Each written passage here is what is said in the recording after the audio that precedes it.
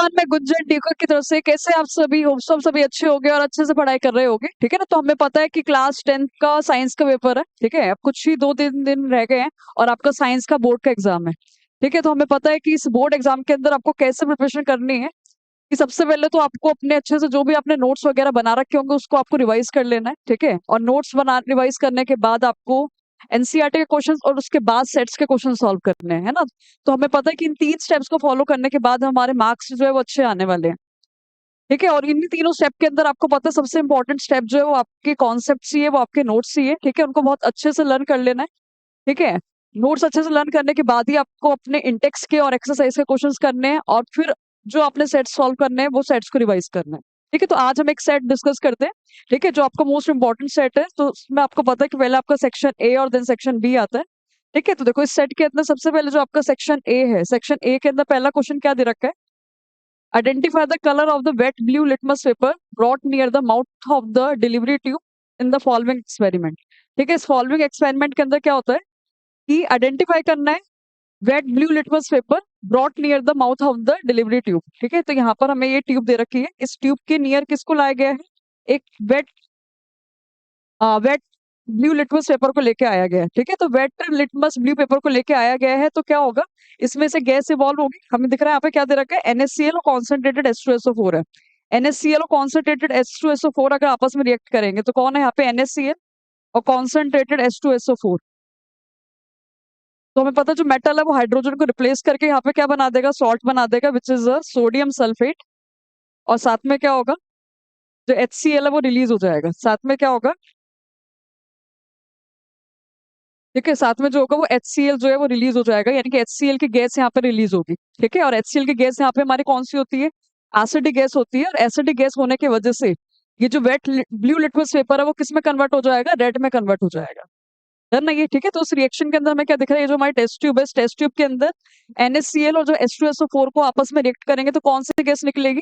HCl की gas निकलेगी, ठीक है। तो यहाँ पे कौन सी गैस निकल रही है? HCl की गैस निकल रही है। उस HCl की गैस की वजह से क्या होगा, जो हमारा ब्लू लिटमस पेपर है, वेट ब्लू लिटमस पेपर है, वो किस में कन्वर्ट हो जाएगा? रेड लिटमस में कन्वर्ट हो जाएगा, ठीक है। तो उसका आंसर क्या जाएगा कि wet blue litmus turns red, turns red, ठीक है। तो जो ब्लू लिटमस है वो किस में कन्वर्ट हो जाएगा? रेड में कन्वर्ट हो जाएगा, क्योंकि यहाँ पे एसिडिक गैस रिलीज हो रही है। देन यहाँ तक है, ठीक है। अब देखो नेक्स्ट क्वेश्चन क्या है, the question given below depict which type of the chemical reaction is this, ठीक है। तो ये कौन सी केमिकल रिएक्शन है? हमें इसमें क्या दे रखा है, A प्लस में BC और एरो डाल के AC प्लस में B, ये रिएक्शन हमें इसमें दे रखी है। तो हमें क्या दिख रहा है यहाँ पर कि A जरूर क्या है, हाईली रिएक्टिव है, और हाईली रिएक्टिव होने की वजह से उसने क्या करा है, B को हटा दिया, जिसकी वजह से क्या बन गया, AC बन गया। तो हमें पता है जब रिएक्शन के अंदर क्या होता है, highly reactive element low reactive element को हटाता है तो रिएक्शन आपकी कौन सी होती है? That is a displacement reaction, isn't it. तो ये कौन सी रिएक्शन है? डिस्प्लेसमेंट रिएक्शन है, क्योंकि इसमें हाईली रिएक्टिव एलिमेंट A ने क्या करा है, B को हटा दिया है, ठीक है। अब देखो नेक्स्ट क्वेश्चन क्या है, which of the following does not belong to the same homologous series, इसमें से कौन होमोलॉगस सीरीज से बिलोंग नहीं कर रहा है? होमोलॉगस सीरीज आपको पता है कौन सी होती है? Homologous series is that series which is based on the when one general formula, जो एक ही फॉर्मूले से तैयार होती है उसको होमोलॉगस सीरीज कहते हैं, ठीक है। तो इनमें से कौन होमोलॉगस सीरीज का पार्ट नहीं है? तो CH4 हमें पता है, CH4 कौन है आपका? ये मिथेन है, यानी कि एल्केन है ये, ठीक है। फिर आगे कौन है? C2H6, C2H6 भी कौन है? ये भी हमारा एल्केन ही है, यानी कि इथेन है, ठीक है। C2H6 ये कौन है? इथेन है, यानी कि ये भी एल्केन का मेंबर है, ठीक है। और C3H8 हमें पता है एल्केन का जनरल फॉर्मूला क्या होता है, वो CnH2n+2 होता है। तो यहाँ पे C3 दे रखा है, यानी कि C3, और यहाँ पे 3 2 6 प्लस में 2 कितना हो जाएगा? 8। तो ये भी हमारा कौन है? प्रोपेन है, यानी कि ये भी हमारा एल्केन है। तो कौन इसका मेंबर नहीं होगा फिर? ये D वाला, ठीक है। ये तीनों के तीनों ऊपर आपके एल्केन, और लास्ट D वाला जो है वो एल्केन नहीं है, है ना। ये तो हमें पता है homologous series are that series which are based on the one general formula, जो एक ही फॉर्मूले से तैयार हो रखी होती है, जिसमें एक से ही मेंबर्स होते हैं, उसको हम होमोलॉगस सीरीज बोलते हैं। तो ये लास्ट वाला जो है वो होमोलॉगस सीरीज का पार्ट नहीं है, क्योंकि ऊपर के तीनों कौन है? आपके एल्केन। देन यहाँ तक, ठीक है। अब देखो नेक्स्ट क्वेश्चन क्या है, which of the following is the characteristics of metal, इसमें से कौन मेटल का कैरेक्टर है? सबसे पहला क्या दे रखा है, they have 1 to 3 valence electrons, they have 4 to 8 valence electrons, they are brittle or they are capable of forming the anions easily। तो सबसे पहले अगर हम देखें तो मेटल्स कौन होते हैं? मेटल्स का अगर मेन फीचर देखें तो मेटल के जो एटम का साइज होता है, एटम, मेटल के एटम का साइज जो होता है वो लार्ज होता है, और मेटल के एटम का साइज लार्ज होने की वजह से ये इजिली इलेक्ट्रॉन को लूज कर देते हैं, और इलेक्ट्रॉन को लूज करने के बाद ये कटायन बनाते हैं, अनायन नहीं बनाते हैं, तो ये अनायन वाली प्रॉपर्टी तो नहीं जाएगी। ठीक है, और वैलेंस इलेक्ट्रॉन्स जो होते हैं वो कितने होते हैं, 4 से 8 नहीं होते हैं। ठीक है, तो वैलेंस इलेक्ट्रॉन कितने होते हैं कि 1 से 3 होते हैं। ठीक है, तो ऑप्शन विल बी द ए। यानी आता है कि ठीक है, आगे क्या क्वेश्चन दे रखा है, girl met with an accident and her leg got fractured. एक गर्ल जो है उसका एक्सीडेंट हुआ, उसका जो लैग है वो फ्रैक्चर्ड हो गया। She went to an orthopaedics for the treatment, the doctor mixed a white powder in the water. ठीक है, तो डॉक्टर ने क्या करा, व्हाइट पाउडर को वाटर के अंदर मिलाया to apply to her leg. Important है ये, तो what would be the white powder. तो व्हाइट पाउडर कौन है हमें पता है, फ्रैक्चर्ड अगर किसी का होता है ना, तो बोन अगर फ्रैक्चर्ड हो गई है तो फ्रैक्चर्ड बोन को ठीक करने के लिए किसका इस्तेमाल करते हैं, डॉक्टर्स किसका इस्तेमाल करते हैं, that you know which is a POP, है ना, प्लास्टर ऑफ पेरिस का इस्तेमाल किया जाता है। तो plaster of Paris is also use for the treatment of the fractured bone and also use for the making the statues और designing the walls, ये सब। ठीक है, तो एक गर्ल को क्या हो गया था, एक्सीडेंट हो गया, तो उसके फ्रैक्चर्ड बोन को ठीक करने के लिए डॉक्टर किसका इस्तेमाल करेंगे, प्लास्टर ऑफ पेरिस का इस्तेमाल करेंगे, पीओपी का इस्तेमाल करेंगे। देन यहाँ तक कि प्लास्टर ऑफ पेरिस का आपको पता है फॉर्मूला क्या होता है, that is a calcium sulphate dot half water molecule. Calcium sulphate dot half water molecule, जो उसको पानी में मिला दिया था, तो 1.5 पानी के साथ मिलकर ये जिप्सम में कन्वर्ट हो जाता है। देन यहाँ तक कि तो फ्रैक्चर बोन को ठीक करने के लिए डॉक्टर यूजेस द पीओपी। ठीक है, आगे क्वेश्चन क्या है, Aman added a few ml of conc sulfuric concentrated sulfuric acid to the zinc granule, तो which of the following reaction take place when the zinc react with it। ठीक है, तो एक अमन ने क्या करा है, वो कॉन्सेंट्रेटेड सल्फ्यूरिक एसिड को किसके साथ मिलाया है, जिंक के साथ मिलाया है। ठीक है, तो यहाँ पे कौन है, जिंक, और जिंक को किसके साथ मिलाया गया, कॉन्सेंट्रेटेड H2SO4 के साथ मिलाया गया है। तो क्या होगा, तो हमें पता है जो जिंक है वो ज्यादा रिएक्टिव है कंपेयर टू द हाइड्रोजन, तो जिंक क्या करेगा, हाइड्रोजन को हटा देगा और क्या बन जाएगा, जिंक सल्फेट बन जाएगा।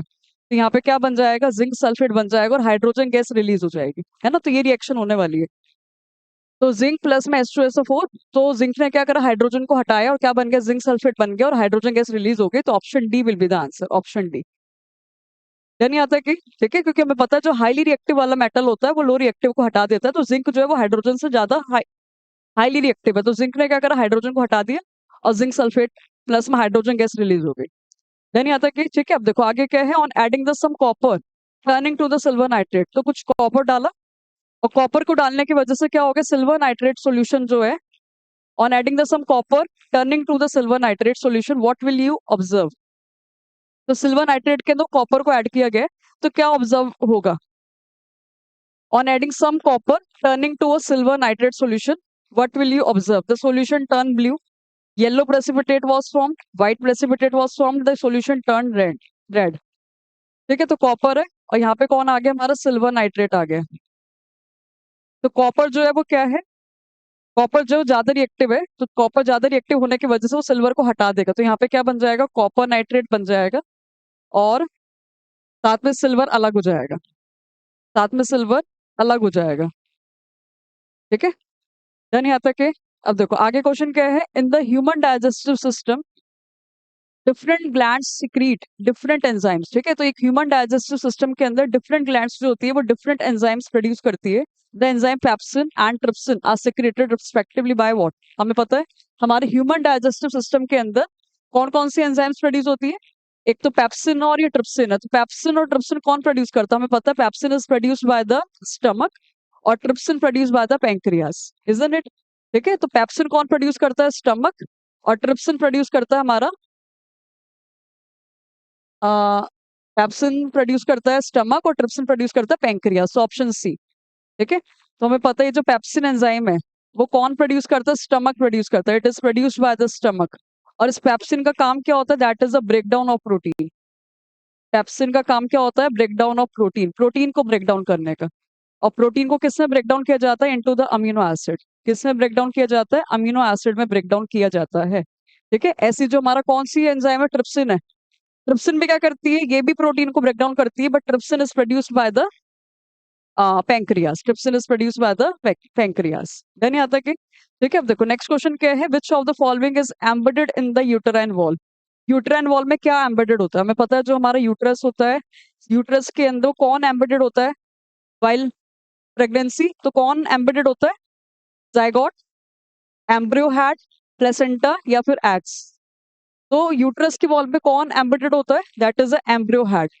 कौन एम्बेडेड होता है? Embryos head. डर नहीं आता कि ठीक है, क्योंकि एम्बेडेड होता है कौन है यूट्रस में? यूट्रस में कौन एम्बेडेड होता है? एम्ब्रियो एम्बेडेड होता है। डन ये ठीक है। नेक्स्ट क्वेश्चन क्या है? The trait are passed on from parents to their offsprings. Traits जो है वो कहाँ से कहाँ पर जा रहे हैं? पेरेंट्स से ऑफस्प्रिंग्स में जा रहे हैं। The process through which this occur is called the. तो ट्रेट्स का पेरेंट्स से प्रोजेनी में जाना, ट्रेट्स का पेरेंट्स से प्रोजेनी में जाना क्या कहलाता है? दैट इज द इनहेरिटेंस और the heredity you can say, है ना। तो कौन सा ऑप्शन जाएगा? इनहेरिटेंस। ट्रेट्स का, और ट्रेट्स का पेरेंट्स से प्रोजेनी के अंदर जाना क्या कहलाता है? हेरिडिटी, क्योंकि वो ट्रेट्स की बात कर रहे हैं। ठीक है, तो हेरिडिटी क्या होता है? It is a transmission of the traits from parents to progeny. Done ये ठीक है। आगे क्या है? Blue glucose level, blood glucose level are regulated in the human body by the secretion of the two hormones. तो body के अंदर जो ब्लड का ग्लूकोज लेवल होता है उसको रेगुलेट किया जाता है दो हॉर्मोन्स के थ्रू। ठीक है, कौन कौन से? Which hormone is secreted when the glucose concentration is increases in the blood. तो हमारे ब्लड के अंदर क्या होता है? ग्लूकोज का लेवल हाई भी हो सकता है और लो भी हो सकता है। तो हॉर्मोन्स होते हैं जो ग्लूकोज के लेवल को एक तो कम करते हैं और एक ग्लूकोज के लेवल को बढ़ाते हैं। ठीक है, तो अगर हमारे ब्लड के अंदर ग्लूकोज का लेवल बढ़ जाए तो ग्लूकोज के लेवल को कम कौन करता है? दैट इज जो इंसुलिन। ठीक है, हमें पता ही है ये। तो ग्लूकोज के लेवल को कम कौन करता है? इंसुलिन। ठीक है, तो इंसुलिन क्या है? ये एक हार्मोन है that reduce the, glucose level, in blood. ठीक है, तो जो ग्लूकोज लेवल को कम करता है वो हार्मोन कौन सा? आपका इंसुलिन है। यानी आता है कि ठीक है। अब देखो आगे क्वेश्चन क्या है। नेक्स्ट क्वेश्चन आपका क्या कह रहा है? ये which barrier method of a contraception provides the prevention of STD along the birth control. ठीक है, वो कौन सा बैरियर मेथड है जो एसटीडी एसटीडी को भी प्रिवेंट करता है along with the birth control? Birth control तो करता ही है, साथ में एसटीडी यानी कि सेक्सुअली ट्रांसमिटेड डिजीज को भी कंट्रोल करता है। तो आपका वो कौन सा कॉन्ट्रासेप्टिव मेथड है? डायफ्राम, कॉन्डम, ये तो क्या कौन है? That is condom. ठीक है, तो इससे क्या होगा? एसटीडी भी प्रिवेंट होगी, सेक्सुअली ट्रांसमिटेड डिजीज भी नहीं होगी, और साथ में क्या होगा?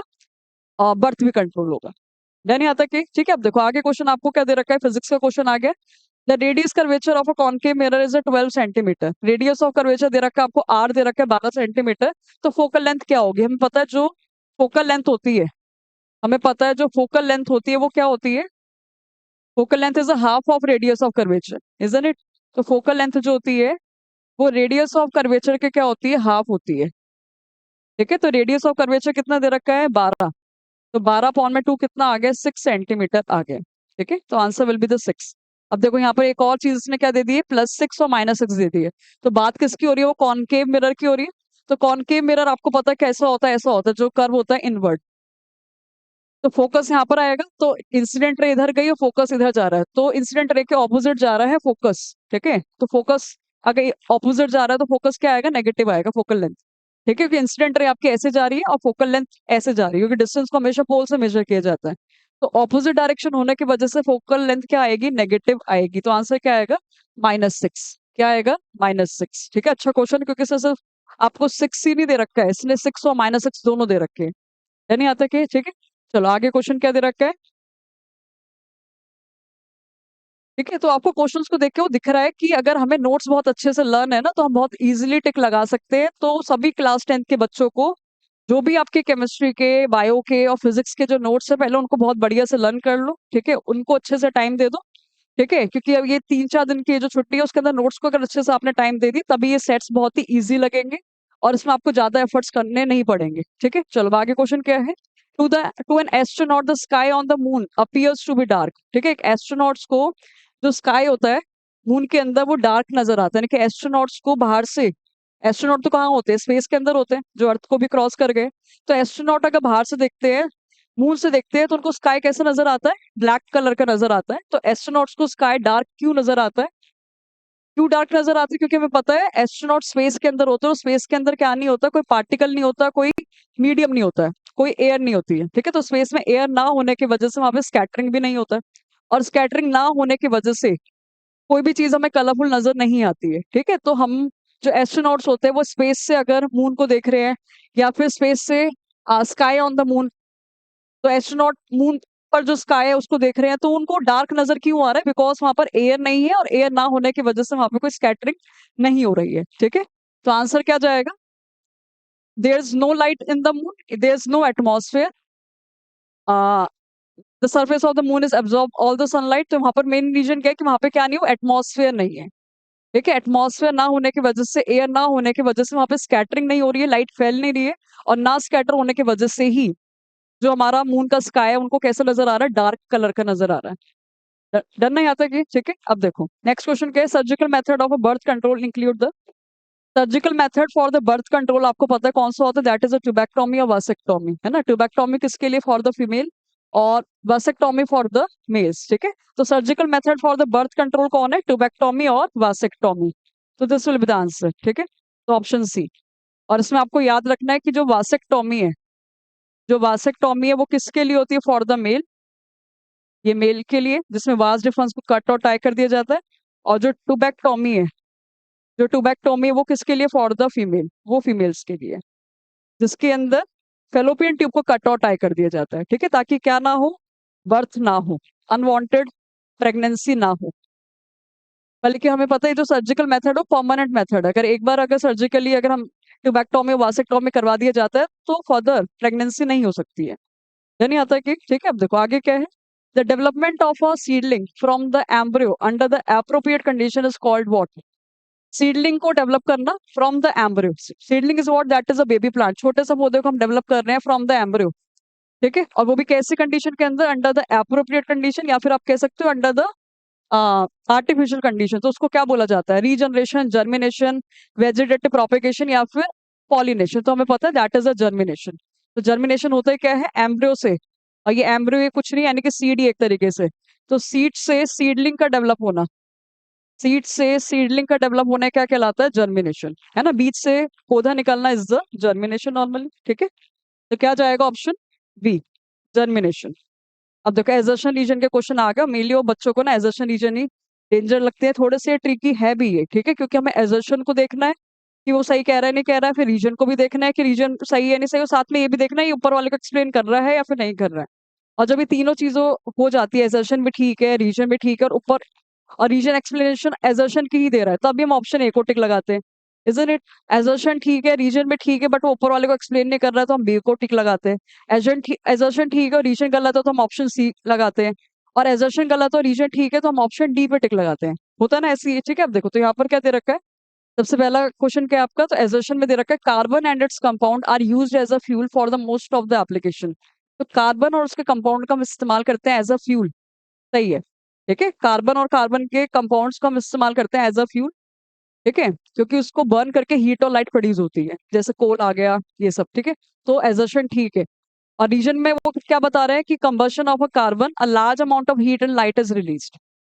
कार्बन कंपाउंड को अगर हम हीट करते हैं तो क्या कहते हैं, कार्बन कंपाउंड को अगर हम बर्न करते हैं तो लार्ज अमाउंट ऑफ हीट और लाइट रिलीज होती है। तो सही है। ठीक है, तो एजर्शन भी ठीक है कि कार्बन और उसके कंपाउंड को फ्यूल की तरह इस्तेमाल किया जाता है। ठीक है, और कंबशन करने पे वो large amount of heat and light produce करता है। ठीक है, साथ में ऊपर वाले को एक्सप्लेन भी कर रहा है, हीट और लाइट प्रोड्यूस करता है तभी उसका इस्तेमाल किया जाता है एज अ फ्यूल। ठीक है, तो ऑप्शन ए जाएगा इसका। तो क्या है? ऑप्शन ए, क्योंकि एजर्शन भी ठीक है, रीजन भी ठीक है, साथ में ऊपर वाले को एक्सप्लेन भी कर रहा है ये। ठीक है, आगे क्या है? Next question. A dominant allele is an allele whose phenotype express even in the presence of another allele of that gene. ठीक है, तो डोमिनेंट एलील कौन सा एलील होता है? जो फिनोटाइप एक्सप्रेस करता है even in the presence of another allele, है ना। साथ में कोई भी एलील हो पर डोमिनेंट एलील अपने आप को एक्सप्रेस करता ही करता है ना। हमें पता है जैसे क्या हो यहाँ पे कैपिटल टी स्मॉल टी, तो कैपिटल टी की वजह से टॉलनेस आएगी ही आएगी, चाहे साथ में स्मॉल टी हो या फिर कैपिटल टी हो, है ना। तो डोमिनेंट एलील जो होता है वो अपने फिनोटाइप को एक्सप्रेस करता है even in the presence of another allele, साथ में चाहे कोई भी एलील हो पर डोमिनेंट एलील अपने आप को शो करता ही है। तो एजर्शन ठीक है। ठीक है, रीजन में क्या कह रहा है कि it is represent by the capital letter that is a small capital T, कि ये कैपिटल लेटर से डिनोट किया जाता है। तो रीजन में ठीक है, बट ये ऊपर वाले को एक्सप्लेन नहीं कर रहा कि ऐसा क्यों। डन ना ये? ठीक है, तो ऑप्शन क्या जाएगा आपका? ऑप्शन बी, क्योंकि एजर्शन भी ठीक है, रीजन भी ठीक है, बट रीजन ऊपर वाले को एक्सप्लेन नहीं कर रहा है। डन नहीं आता कि? ठीक है, अब देखो आगे क्वेश्चन। अब देखो इसके बाद आपके दो एजर्शन रीजन के क्वेश्चन रह जाते हैं, फिर उसके बाद आपका सेक्शन बी शुरू हो जाएगा। ठीक है, और आपको पता ही है कि 20 एमसीक्यू क्वेश्चंस आपके आने वाले हैं। ठीक है, तो बहुत ही ध्यान से अच्छे से, क्योंकि ये क्लास मूवमेंट है, ये आखिरी मूवमेंट की पढ़ाई है जिसमें आपको अच्छे से पढ़नी है। ठीक है, चलो आगे देखो क्या है। एजर्शन आपको क्या दे रखी है, blood clotting prevent the leakage of blood from the site of the injury. Blood clotting की वजह से क्या होता है, वो लीकेज को रोकता है ना। ब्लड अगर क्लॉट हो जाए तो ब्लड क्लॉटिंग की वजह से क्या होता है, ब्लड की लीकेज रुकती है। हाँ ठीक है, एजर्शन सही है ये। और आगे रीजन क्या बता रहा है, platelet circulate the body and plug this leak. ठीक है, जो प्लेटलेट्स होती है वो बॉडी के अंदर सर्कुलेट होती है और वो क्या कहते हैं, प्लग कर देती है लीक को। ठीक है, ठीक है, तो एजर्शन ठीक है और रीजन भी ठीक है। ठीक है, तो ऑप्शन ए। ठीक है, अब आगे देखो क्या है, if an electron moves vertically from the outer space. अगर इलेक्ट्रॉन को अगर हमने आउटर स्पेस से वर्टिकली थ्रो करवाया, ठीक है, वर्टिकली मतलब ऊपर की तरफ। If an electron moving vertically from the outer space and enters the earth's magnetic field, तो it get deflected toward the west. ठीक है, तो ये हमारी ये अर्थ हो गई। ये ये वो हमारी कौन है, अर्थ है। ऊपर की तरफ हमारा ये नॉर्थ हो गया, नीचे की तरफ हमें पता है साउथ होता है। और जो मैग्नेटिक फील्ड लाइंस होती है वो टुवर्ड द नॉर्थ होती है, हमें पता है वो नॉर्थ से निकलती है, साउथ से फिर वो नॉर्थ की तरफ। तो मैग्नेटिक फील्ड लाइंस होती है टुवर्ड नॉर्थ होती है। ठीक है, और जो हमारा इलेक्ट्रॉन है वो कहाँ आ रहा है, मैग्नेटिक फील्ड के अंदर आ रहा है।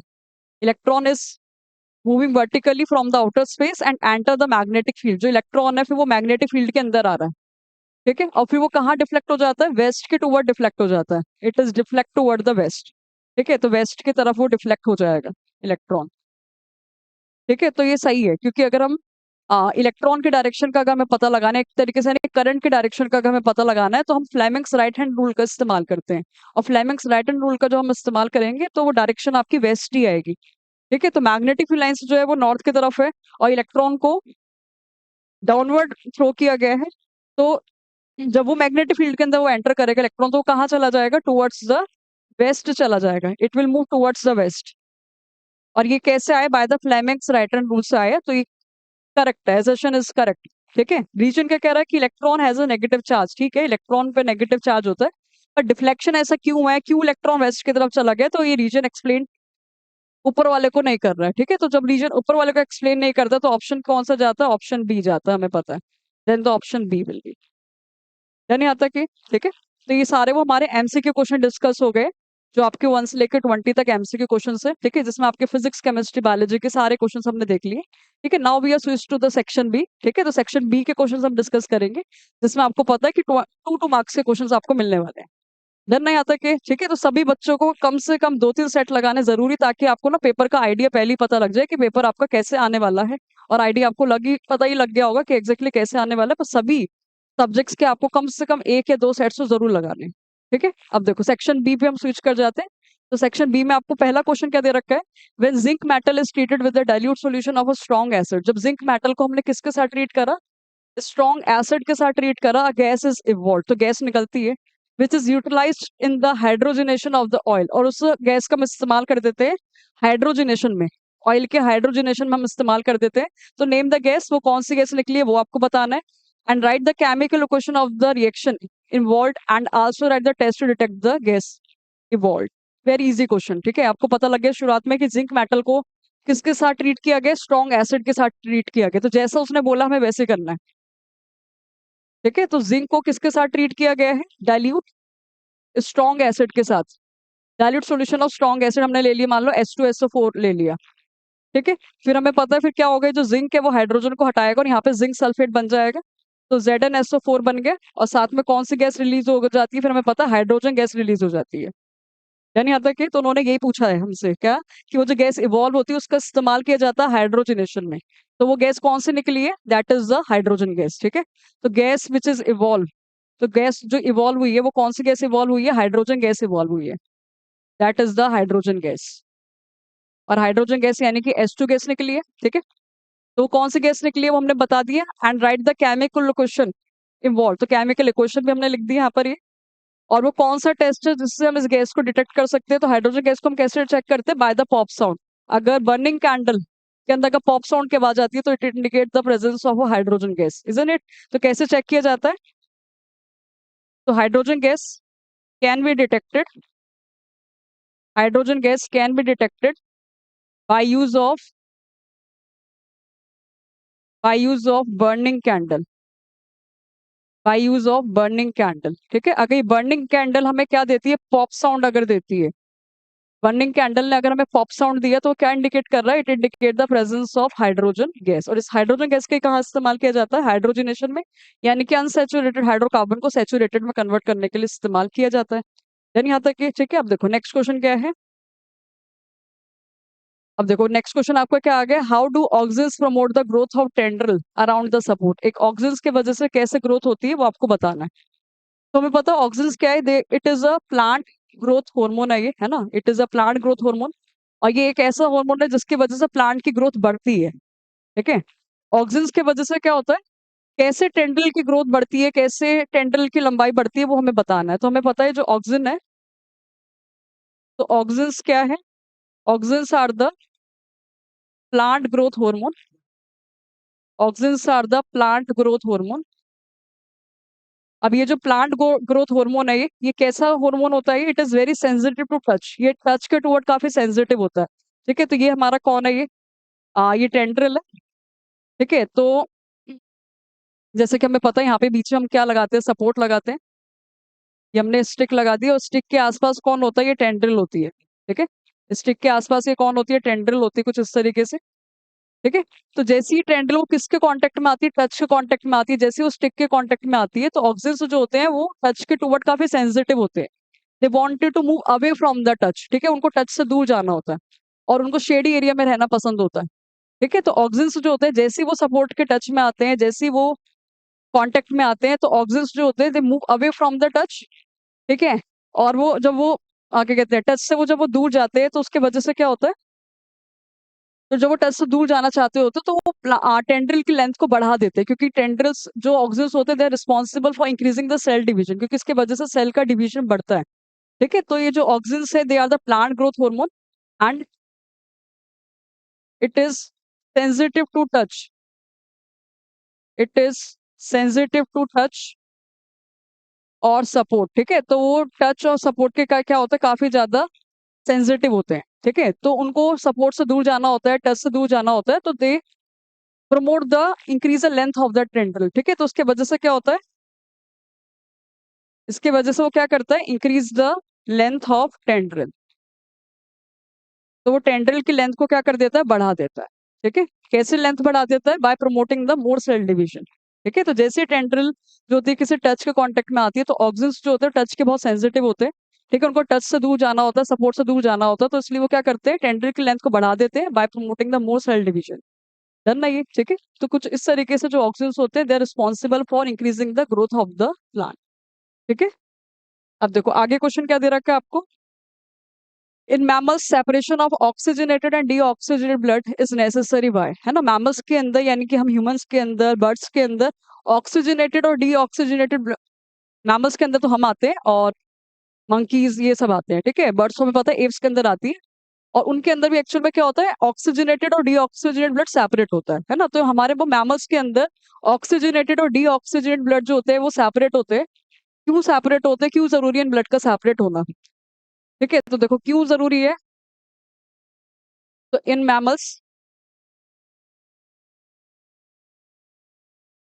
in mammals there is a separation of, there is a separation of oxygenated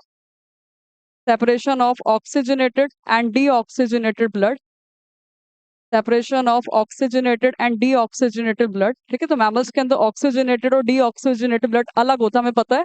left chambers के अंदर क्या होता है, ऑक्सीजनेटेड होता है, राइट चैम्बर्स में क्या होता है, डीऑक्सीजनेटेड होता है, और ये दोनों ब्लड सेपरेट होने जरूरी है। क्यों जरूरी है, क्योंकि इन ब्लड के सेपरेट होने की वजह से क्या होता है, जो ऑक्सीजन का ट्रांसमिशन है,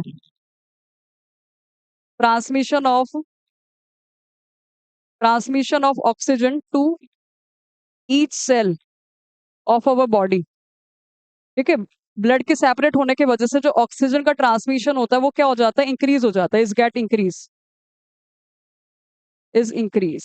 क्योंकि अगर ऑक्सीजनेटेड डीऑक्सीजन ब्लड अलग अलग होंगे तो हर एक सेल के अंदर ऑक्सीजन का ट्रांसमिशन ज्यादा होगा, ज्यादा ऑक्सीजन पहुंचेगी सेल्स तक।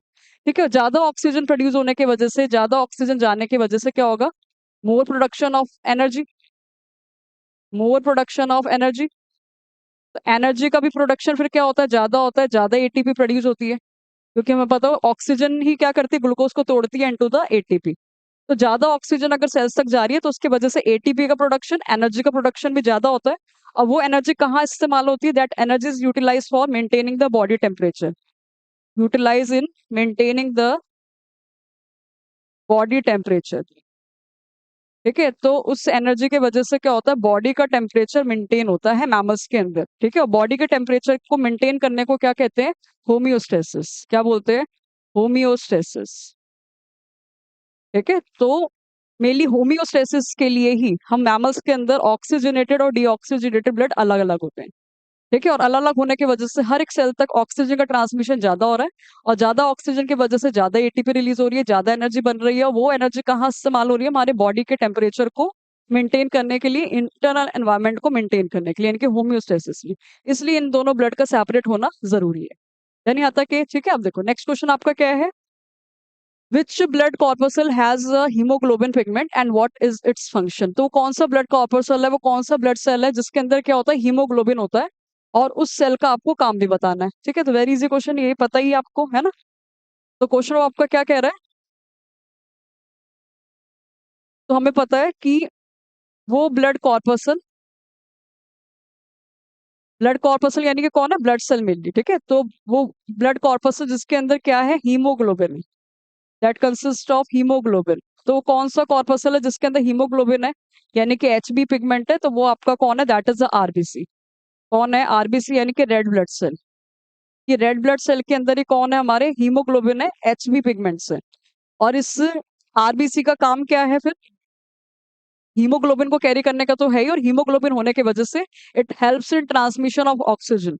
ठीक है, तो ये जो हीमोग्लोबिन होता है वो ऑक्सीजन को कैरी करता है, और इस ऑक्सीजन को कैरी करने के बाद ऑक्सीजन को ट्रांसमिट करने का भी, ट्रांसपोर्ट करने का भी काम यही करता है। ठीक है, और हमारे ब्लड को जो रेड कलर मिल रहा है because of that haemoglobin which is present inside the RBC. ठीक है, तो इस आरबीसी को काम क्या है? Function of RBC, function of RBC, RBC का काम क्या है? सबसे पहले इट कैरीज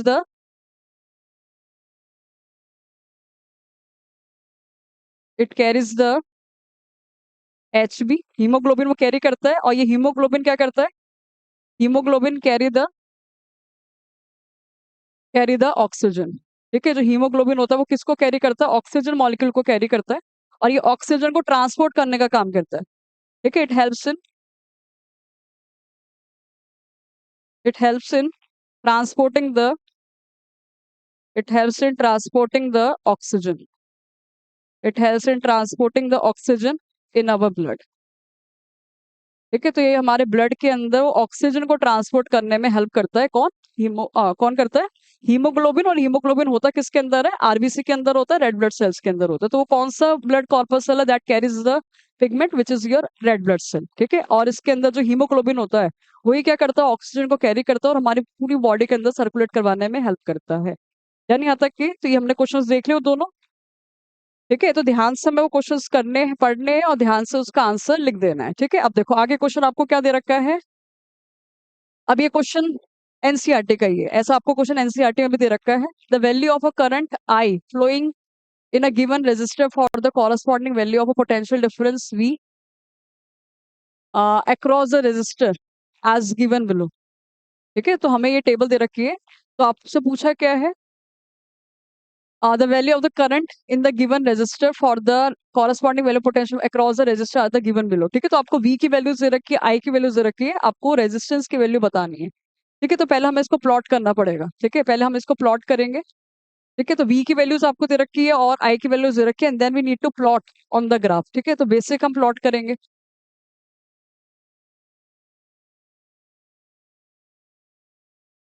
ठीक है, तो यहाँ पर तो किसकी वैल्यू लिखेंगे? नीचे आई की, और इधर आप लिखोगे वी की। ठीक है, तो वी हमें वोल्ट्स में दे रखा है, और आई हमें एम्पियर्स में दे रखा है।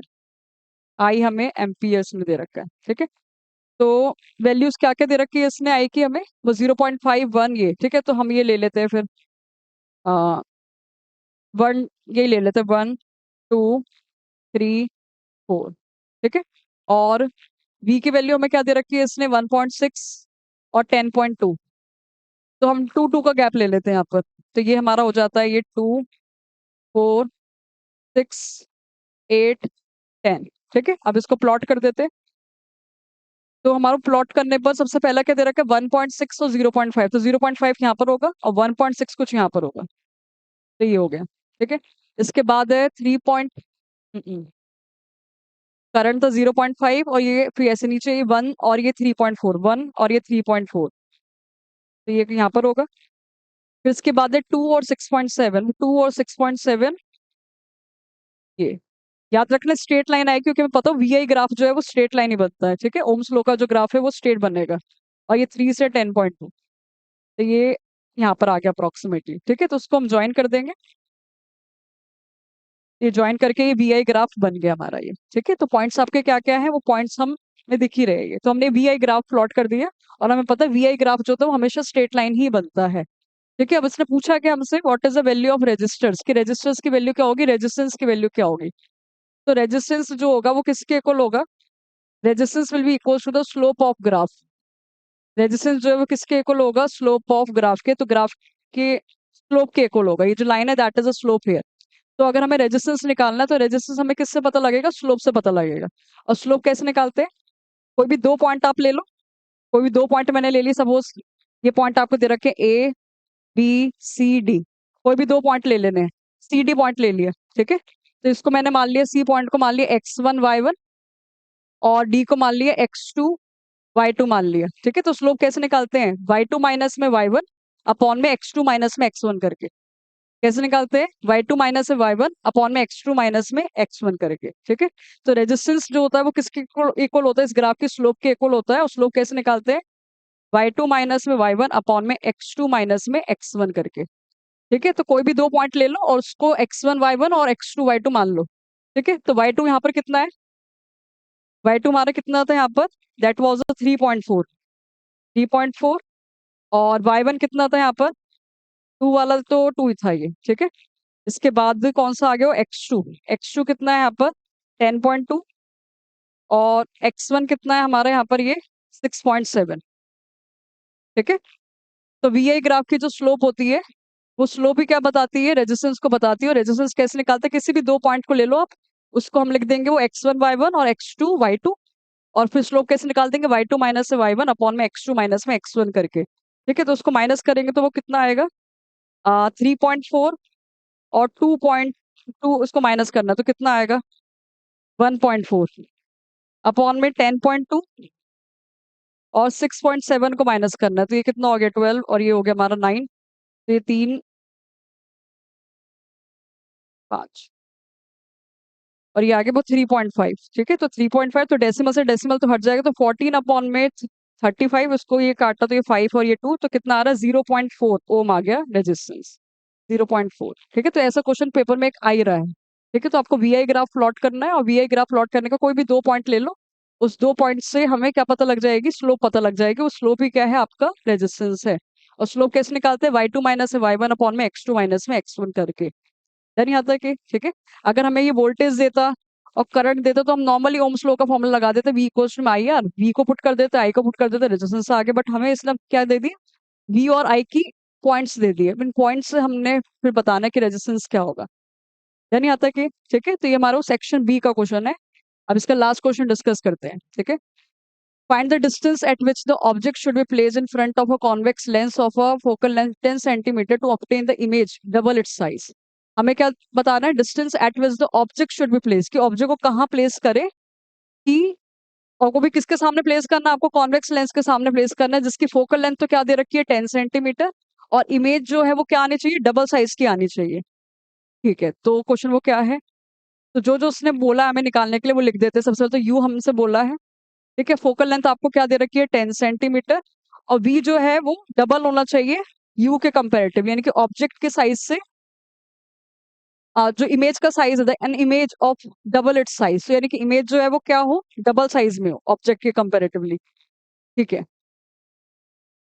और कौन किसकी बात कर रहा है, ये कॉन्वेक्स लेंस की बात कर रहा है। तो कॉन्वेक्स लेंस हमारा यहाँ पर होता है, तो ये हमारा ये ओ हो गया, ये हमारा ये F1 हो गया, ये हमारा ये C1 हो गया, इधर ये कौन आ गया F2 हो गया, और ये हमारा ये C2 हो गया। तो ऑब्जेक्ट को ऐसे कहाँ प्लेस करे कि इमेज जो है वो डबल साइज की बने, ये क्वेश्चन है। ठीक है, तो कैसे करेंगे, तो अगर हम वो ध्यान से अगर हम देखें तो डबल साइज की कब आती है, जब ऑब्जेक्ट को अगर हम सी और एफ के बीच में रखते हैं, ऑब्जेक्ट को अगर हम सी और एफ के बीच में रखते हैं तो इमेज कहाँ जाती है, बियॉन्ड सी जाती है, हमें पता है ना, जब ऑब्जेक्ट सी और एफ के बीच में होता है तो इमेज बियॉन्ड सी होती है। और बियॉन्ड सी वाले केस के अंदर ही जो हमारा इमेज का साइज होता है वो डबल होता है जनरली। ठीक है, तो ऑब्जेक्ट को जब हम सी और एफ के बीच में रखते हैं तो इमेज जो होती है वो सी के बियॉन्ड जाती है, सी टू के बियॉन्ड जाएगी, और उसका साइज जो होगा वो ऑब्जेक्ट के कंपेरेटिवली क्या होता है, डबल होता है। ऑब्जेक्ट के कंपेरेटिवली क्या होता है, डबल होता है। ठीक है, तो हमसे वो पूछ रहा है कि यू को कहाँ रखना है कि जो इमेज है उसका साइज जो वो डबल हो। ठीक है, तो कैसे निकलेगा, क्योंकि हमें पता हो सी पे रखते हैं तो सेम साइज की आती है और उसके बीच में रखेंगे तो डबल साइज की आएगी। ठीक है, अब देखो इसके बाद क्वेश्चन क्या है, why does the sky appears dark instead of a blue to astronaut. ठीक है, तो जो हमारा स्काई होता है वो डार्क नजर आता है किस बजाय ब्लू के टू द एस्ट्रोनॉट्स। ठीक है, तो एस्ट्रोनॉट्स को जो स्काई होता है वो डार्क नजर आता है बजाय ब्लू के, क्यों। ठीक है, तो हमें पता है इसका रीजन क्या है, कि जो हमारा क्या कहते हैं स्काई होता है वो क्या नजर आता है, डार्क नजर आता है, किसको डार्क नजर आता है, टू द एस्ट्रोनॉट। ठीक है, तो एस्ट्रोनॉट्स को ठीक है, तो एस्ट्रोनॉट्स को क्या होता है, जो हमारा स्काई है वो डार्क नजर आता है, क्यों डार्क नजर आता है, क्योंकि एस्ट्रोनॉट कहाँ पर है, स्पेस के अंदर है।